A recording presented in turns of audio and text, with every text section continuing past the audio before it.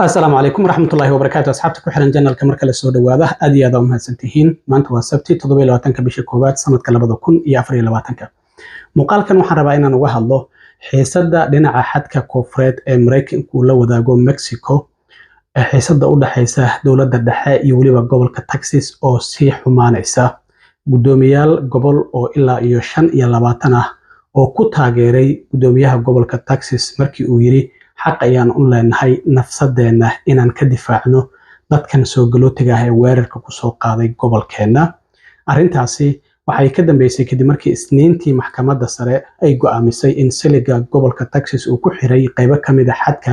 in ciidamada xadka ilaaliya ee federaalka ay jari karaan ama gabi ahaanba meeshaasi ay ka nadiifin karaan sidoo kalena heshiiskii dhinaca xadka oo xubnaha sanadka ay ka wada hadlayeen sidii xadka ammaan looga dhigi lahaa oo hadda gabagaba maraya laakiin arintiisa ayadana muran uu ka taagan yahay madaxweyne Joe Biden oo qoraal soo saaray shalay afayeenka aqalka wakiilada oo isaguna qoraal soo saaray Trump oo isaguna ka hadlay arintaasi muxuu ka yiri bal arimahaasi ayaa rabaa inaan idin la wadaago iyo ninkii Trump ahaa oo shalay maxkamad mar kale ay ku heshay dacwad madani ah oo haweeney ku soo ogtay sumcadeeda oo waxyeello u geystay oo lagu xukumay lacag aad u fara badan oo ka badan lacagtii haweeneydaasi ay dalbanaysay in uu haweeneydaasi siiyo balse marka hore aan ku bilaabo isniintii waxaan idin sheegay in maxkamadda sare uu ka soo baxay amar ah in ciidamada xadka jooga ee federaalka ah ay qaadi karaan ama ay jari karaan siliga oo gobolka Texas ku xiray meel u dhow webiga Rio Grande kaasi oo dhibaato ku haya dadka marka ay webigaasi soo tallaabaan in halkaasi ay ka soo gudbaan siligaasi afkalana dhibaato uu ku hayo maxkamadda shan garsoore ayaa ogolaatay in la qaado halka afarna ay diideen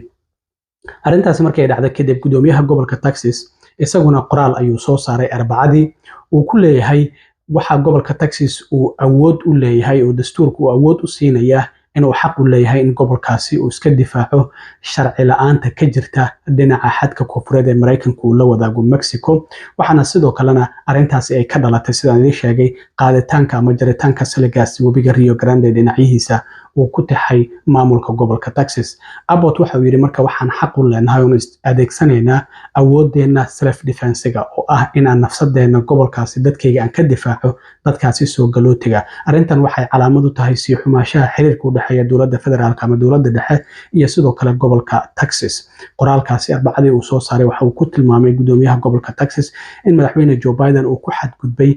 dhaartii uu dhaartay iyo in uu fuliyo sharciyada immigration-ka ee Congress uu meel mariyay waxaana uu sheegay in istifaacidaanka self defense-ga uu yahay in gobolka Texas aan ka difaacno weerarka xadka dhinaca koonfureed ee Mexico uu la wadaago gobolka Texas ay ku soo qaadeen ayuu leeyahay dadkan soo galootiga haddaba arintaasi waxa ku taageeray gudoomiyaha gobolka Texas gudoomiyaha Republicanka ee 25 gobol oo kamid ah gobolada Mareykanka qoraalkan ayay soo saareen gudoomiyaasha goboladana magacyadooda waa kuwana gudoomiyaha gobolka Texas ku taageeray in self defense ama gobolkiisu uu u leeyahay inuu iska difaaco dadkan sida sharci darrada ah gobolkiisa uga soo galaya dhinaca xadka Mexico oo la wadaago marka gudoomiyaasha goboladaasi 25 gobol oo Republicanka waxay leeyihiin dastuurka wadanku waxa uu cadeeyay in gobol kastaba uu xaq u leeyahay in uu isdifaaco sida darteed marka la eego qodobka 4 qaybtiisa 4 iyo sidoo kale qodobka 1 qaybtiisa 10 iyo cutubkiisa 3 dhamaanba dastuurka waa ay ku cadahay waxaanan ku taageeraynaa gobolka Texas in uu awood u leeyahay in uu iska difaaco inuu difaaco madax banaanidiisa gobolkiisana uu difaaco gobolada kale ee Mareykankana oo arintaasi ka difaaco marka arintan 25 gudoomiye gobol waa ay ku taageereen gudoomiyaha gobolka Texas arintan waxaana ay leeyihiin maamulka madaxweyne Joe Biden isaga ayaa dayacay sugitaanka xadka sidaa darteed waxaan awood u leeyahay gobolka Texas inuu iska difaaco sidaas ay gudoomiyaasha gobolada 25 ah ay gudoomiyaha gobolka Texas ay ku garab istaageen sidoo kale waxa soo baxaya baaqiyo loo jeedinayo madaxweyne Joe Biden in ciidamada National Guard-ka ilaalada qaranka ee gobolka Texas uu qarameeyo ama federaal uu ka dhigo arintaas waxa uu soo jeedinaya xubnaha dimuqraadiyiinta ee laga soo doorto gobolka Texas iyadoo baaqiyo fara badan arintaas ay ka imaanayaan sababtu maxay tahay gudoomiyaha gobolka Texas waxa uu ku tiirsan yahay ciidamada ilaalada qaranka oo u dhaqan gelinaya sharciyada uu soo saaray isla markaana ku dhawaad muddo 3 sano ah waxay wadaan howlgalka loogu magac daray Operation Lone Star qatar oo malaayiin dollar ay ku baxday isla markaana waxay sheegeen dowladda federaalka shaqadii ay dayacday in ay qabanayaan ciidamadaasi marka waxa la leeyahay qaramee ciidamada national guardka si ay dowladda federaalka uga marqaataan oo aysan uga marqaadan gudoomiyaha gobolka Texas arintaasina wali ma ahan arin aqalka cad oo war ka soo saaray marka xiisadu aad ayay u xuntahay marka dowladda dhexe iyo gobolka Texas marka la eego arinta sidii xadka amaankiisa loo sugi lahaa dagaal iyo muran weyn ayaa labada gobol ka dhex taagan wali dacwado socda ayaa jira oo maxkamadda sare qaarkood gaareen qaarna maxkamadaha hoose wali ay yeelaan oo waxyaabo isku hayaan waxa la leeyahay horta gobolka Texas xaq ma uu leeyahay in immigrationka oo dowladda federaalka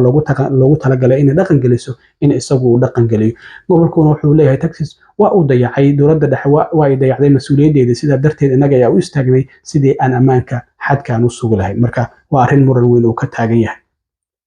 sidoo kale waxaa jiray sharci laga wada hadlayo xubnaha sanadka Republikaanka iyo Dimuqraadiyiinta ay ka wada hadlayeen oo ku aadanaa sidii xadka ammaan looga dhigi lahaa waxaana ku xiran lacagihii Ukraine iyo Israa'iil la siin lahaa sida darteed sharciga hadda gabagaba ayuu marayaa xubnihii wada hadalkoodii waxaana la filayaa in toddobaadka soo socda ay soo bandhigaan laakiin arrintaasi waxaa diidan qaar ka mid ah xubnaha aqalka wakiilada ee Republikaanka waraaq uu shalay soo saaray afhayeenka aqalka wakiilada Mike Johnson ayaa waxa uu yiri waxaan maqlayaa warar ah waxyaabaha uu ka kooban yahay heshiiska ay xubnaha sanadka ay ka wada hadlayaan haddii arrintaasi ay run tahay ayuu yiri marka heshiiskaasi uu soo gaaro aqalka wakiilada isla markiiba hore ayaan ka diidi doonaa waa dead on arrival ayuu yiri hore ayaan ka diidi doonaa sharcigaasi waraaqdan dheer ayuu wuxuu la wadaagay xubnaha Republikaanka ee ku jira aqalka wakiilada wuxuu leeyahay wararka aan maqlay hadii ay run yihiin oo heshiiskaasi ku jira marka uu soo gaaraba aqalka wakiilada heshiiskaasi dead on arrival waa macnaha hore ayaan ka diidi doonaa madaxweyne Joe Biden dhankiisa sidoo kale xalay isaguna quraaqdan ayuu soo saaray waxa uu leeyahay heshiiskan ay ka wada hadlayaan ama sharcigan ay ka wada hadlayaan hadda xubnaha sanadka waxa uu leeyahay waa kii ugu adkaa uguna cadaaladsanaa isbedel suuragalna ku sameynaya arrimaha immigration waxa uu yiri haddii sharcigaasi labada aqal uu soo maro sanadka iyo aqalka wakiilada aniguna aan saxiixo marka aan saxiixo isla maalintaasi ayaan xadka gabi ahaan bixiri doonaa ayuu leeyahay madaxweyne Joe Biden marka waxyaabaha heshiiskan ku jiro waxa ka mid ah aqalka cad oo ogolaaday in la xadido tirada dadka magangaleedoonka laga siinayo markay xad ka yimaadaan sidoo kalena in uu sameeyo awood ah in wadanka laga saari karo oo dhinaca Mexico lagu celin karo dadka sida sharci darrada uga soo galay haddii maalintii ay kor u dhaafaan 5,000 oo qof marka wax ka badan 5,000 oo qof haddii ay xadka maalintaasi ay yimaadaan macnaheedu waxa uu yiri waxaan dib ugu celinaynaa dhinaca Mexico awooddaasi ayaa sidoo kale ku jirta heshiiskan laga wada hadlayo macnaha 5,000 haddii ay ka yar yihiin macnaheedu waa la ogolaanayaa laakiin haddii ay ka badan yihiin dib ayaan u celinaynaa arrintaas sidoo kale Trump ayaa isaguna ka hadlay waxa uu sheegay heshiiskaasi la filayo in xubnaha sanadka ee Dimuqraadiga Republikaanka ay gaaraan oo awood u siinaya in xadka uu ammaan ka dhigo madaxweyne Joe Biden in uu yahay arrintaasi arrin aan suuragal ahayn Trump marka waxa la leeyahay ololihiisa doorashada waxa uu saldhig u ah arrinta xadka marka ololihiisa doorashada ayuu ku dhigaya waxa uu doonayaa inaan heshiis laga gaarin arrimaha xadka ilaa isagu uu soo laabto marka waa la siyaasadeeyay arrintii marka waxa uu bartiisa Truth Socialka Trump uu ku soo qoray heshiis xun oo dhinaca xadka waxa dhaama in aanba wax heshiis la gaarin ayuu leeyahay marka Trump asaguna waxa uu xubnaha Republikaanka ku dhiirigelinayaa in aan la ogolaanin heshiiskaasi oo Biden aan awood loo siinin in uu xadkaasi wax ka qabto marka arrin siyaasadeed ay arrintaas u egtay marka xaaladdu halkaas ayay maraysaa ninka Trump marka waxaan ognahay maxkamada fara badan inay ku furan yihiin sida aad aragtaan maxkamadahan kala duwan ayaa ku furan ilaa 6 maxkamadooda tan markaas dacwad madani ah haweeneydan qoraag ah oo Jean Carroll la yiraahdo ayaa ku soo oogtay waxa jirtay dacwad hore oo madani ah inuu kufsaday sanadkii 1996 oo meel dukaan uu ku kufsaday walow isagu arrintaasi beeninayo marka arrintaasi bishii May ee sanadkii hore ayaa go'aan laga gaaray haweeneydan waxa loo xukmiyay in $5 milyan Trump uu siiyo markii dambigaasi lagu helay haddana afkaan uu ka filan yahay Trump aamusa kare inuu caayo aflagaaday haweeneyda weligay ma arkin weligay ma taaban noocayga ma aha inuu waxyaabo fara badan yiraahdo haweeneyda marka la dacwada ay ku soo oogtay marka ay leedahay ninkan sumcadeeda ayuu waxyeelay marka isniintii 16 bishan ayay bilaabatay garsooruhu maalintii juuriga la xulay xeerbeegtida waxa uu yiri Trump horey dambi ayaa loogu helay haweeneydan inuu kufsaday hadda kufsi kama wada hadlayn juuriga waxa uu sheegay in sumcadeeda dhibaatada loo geystay oo kaliya ay tahay waxyaabaha la doonayay inay go'aan ay ka gaaraan marka xeerbeegti ka kooban 7 rag ah iyo 2 haween ah ayaa muddo 2 toddobaad kiiska nageysanaya qareenada Trump iyo qareenada haweeneydan Jean Carroll u doodayay shalay ayaa marka la soo gabagabay Trump ilaa 4 jeer ayuu maxkamadda tagay kuma qasbanayn inuu maxkamadda tago Trump walaakiin isaga ayaa wuxuu ololihiisa doorashada darteed si uu dadka lacagaha siiyo donoriska uu lacag ugu helo uu leeyahay waa ujeedaan marka maalin kasta maxkamad ayaan taaganahay oo siyaasadeeda ayaa laygu haystaa inaan dib usoo laabto si uu lacag u helo ayuu u tagayay isaga iyo garsoorahana dhowr jeer ayay isku dhaceen oo Trump hadalla aan loo baahnayn ayuu maxkamadda gudaheeda ka sheegay ayadoo aan hadal la dhihin ayuu hadlay isaga iyo qareenadiisa dhowr jeer ayaa garsooraha isku dhaceen shalay u dambeysay Trump maxkamadda waa uu ka soo baxay inta aan go'aanka la gaarin kadib markii halkaasi hadallo aan loo baahnayn uu ka jeediyay marka haweeneydan waxay dalbanaysay lacag $10 milyan laakiin juuriga shalay markii kiiska loo dhibay wax ka yar 3 saacadood ayay go'aan ku gaareen waxaana haweeneyda ay u xugmiyeen $83.3 milyan in uu Trump siiyo Trump arrintaas isla markiiba waa uu ka soo jawaabay bartiisa Truth Socialka waxa uu yiri labada mar go'aanka maxkamaddu ay ga gaartay waan ka soo horjeeda ayuu yiri oo waa diidanahay racfaan ayaana ka qaadan doona Biden ayaa amray ayuu leeyahay in aniga iyo xisbiga Republicaanka ah sidaan loo galo systemkeena maxkamadaha wuxuu yiri hadda faraha ayuu ka baxay waxaana si